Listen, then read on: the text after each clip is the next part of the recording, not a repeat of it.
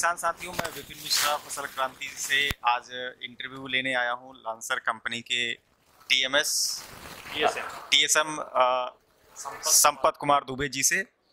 यह company lancer rotavator, cultivator, mulcher जैसे अत्याधुनिक उपकरण बनाती है, मल्टी क्रॉप थ्रेसर वगैरह बनाते हैं। हालांकि कंपनी के बारे में और ज़्यादा जानने के लिए हम संपत जी से बातचीत करेंगे। तो सर, सबसे पहले आप बताइए कि आप इस कंपनी में कितने सालों से? 3 साल। हमारी company sir rotavator, gyrovator, multi crop thresher, mulcher और मक्का थ्रेसर, सीड ड्रिल बना रही है अभी तक। हमारा ये प्लानिंग है कि हम एग्रीकल्चर सोल्यूशन मतलब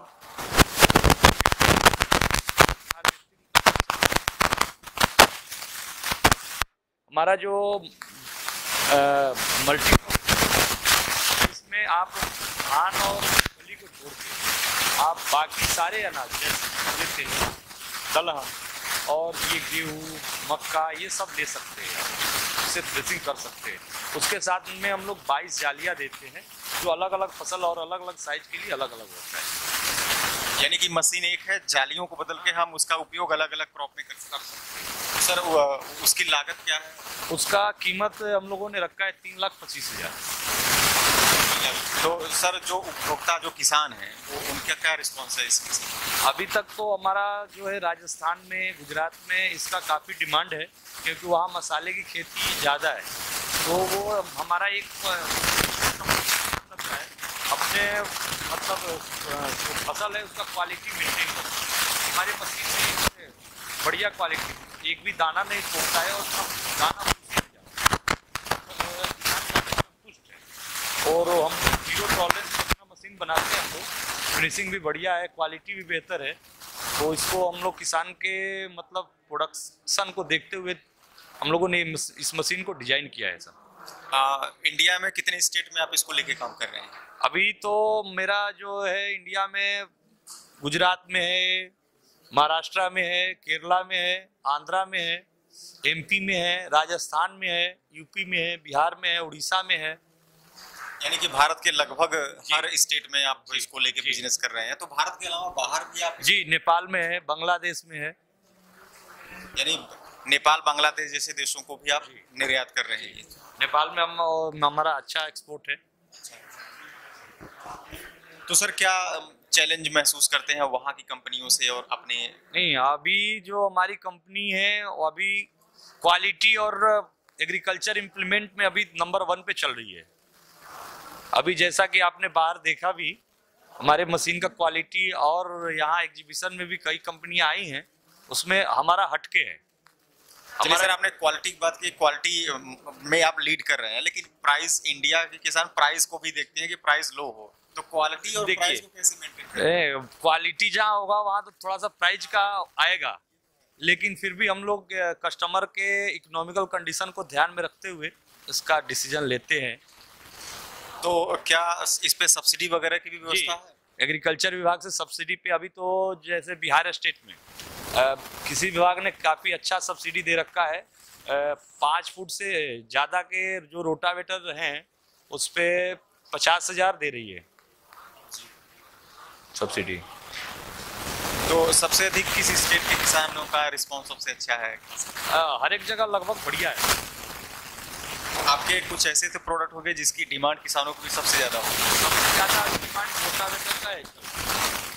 मैं देख रहा हूँ आपके स्टॉल पे सबसे बड़ी रोटावेटर यहाँ रखी हुई है, शायद 9 फीट का है। हाँ। ये हम लोग 12-14 फीट तक बनाते हैं। तो उसके सर कितने एचपी का है?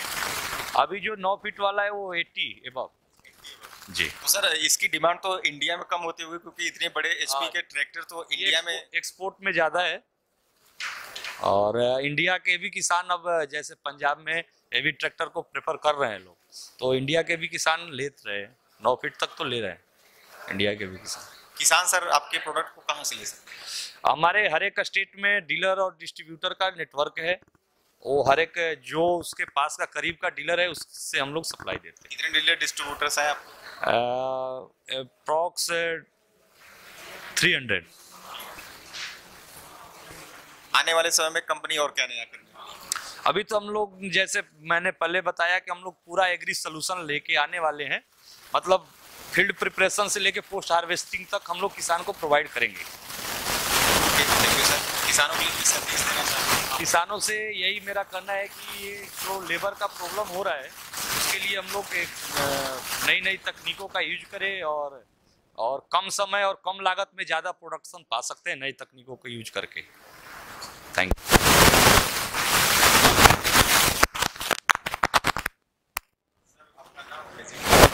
Anil Patel, manager sales, agriculture division, Lancer. तो सर आप मैंने मार्केटिंग से हैं, मैनेजर हैं, तो कैसे सर आप किसानों को डील करते हैं खासकर अपने प्रोडक्ट को लेकर? एक्चुअली क्या है ना, अभी जो इंडिया में फार्म मैकेनाइजेशन का जो कॉन्सेप्ट चल रहा है, गवर्नमेंट भी सपोर्ट कर रही है, तो उसके हिसाब से हम एडवांस एग्रीकल्चर इम्प्लीमेंट्स किसानों को देना चाहते हैं।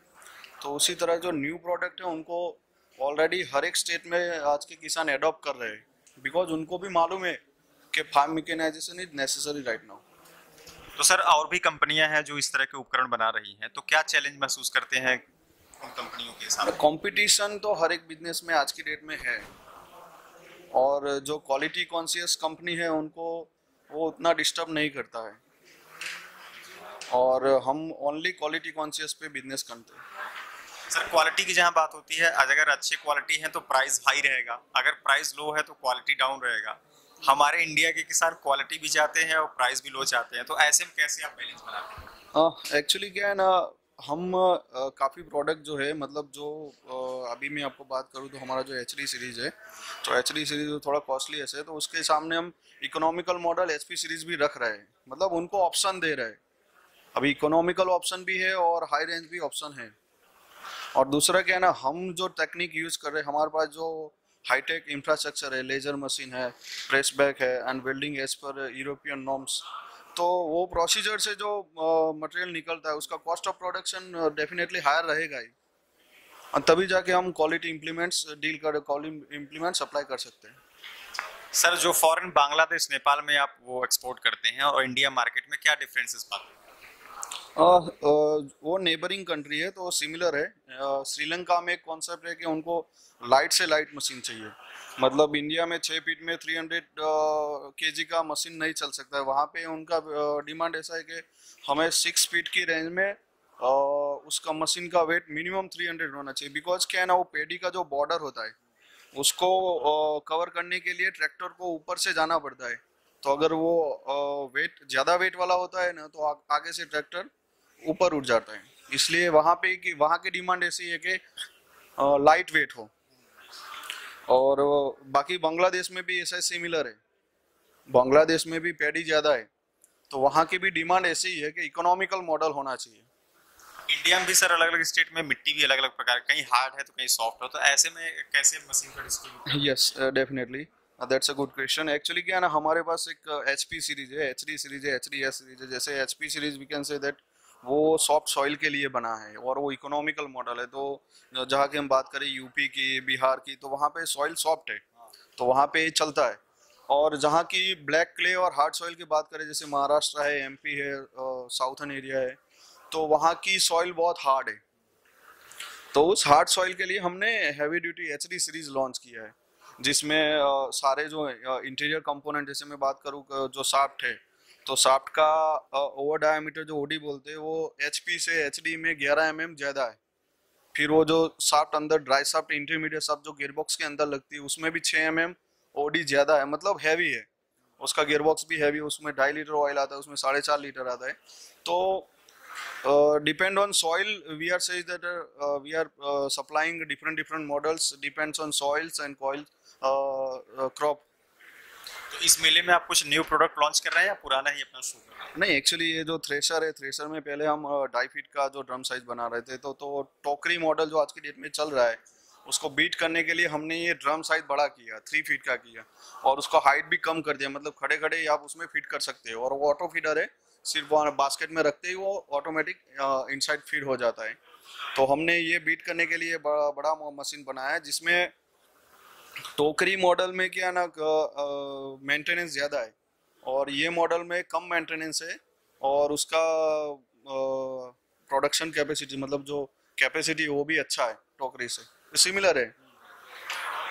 तो better than other models. It's good for us, and also we are Mulcher is new for us. Last year 1 साल से हम उसको actually R&D हमारा चल रहा था, लेकिन अभी सक्सेस हो गए हैं। तो सर इन मेले में आए हुए किसानों का क्या रिस्पॉन्स है? बहुत अच्छा रिस्पॉन्स है ओवरऑल।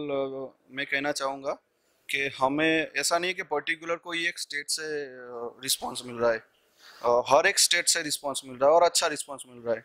आगे जो कल और परसों 2 दिन हमें बहुत अच्छा रिस्पॉन्स मिला है और एक्सपेक्ट करेंगे आज भी अच्छा ही रहेगा। सुबह से तो क्राउड देख ही रहे। हाँ बिल्कुल, चलिए सर, थैंक यू आपका।